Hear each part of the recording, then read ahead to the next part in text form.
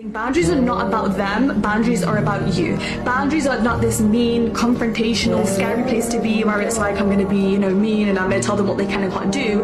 You can't control other people's behavior. You have to let them do what they're going to do because they're going to do it regardless. All you can do in setting a boundary is communicating, this isn't appropriate. This doesn't make me feel good. I would prefer if you didn't speak to me that way because it makes me feel uncomfortable. If they're going to do it again, that's absolutely fine, but then that has to follow with you changing your behavior, e.g.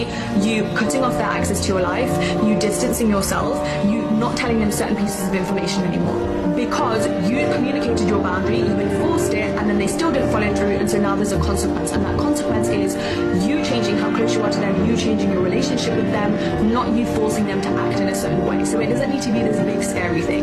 And honestly, my book has so much more information on it. I have an entire chapter on it, and I really bounce back into it a lot because it really links in with self-love. My book is called Bios Up Down Flowers. I have like a full dialogue in there, example of how to set a boundary in a way that's polite and not stressful and super easy for you and the other person involved.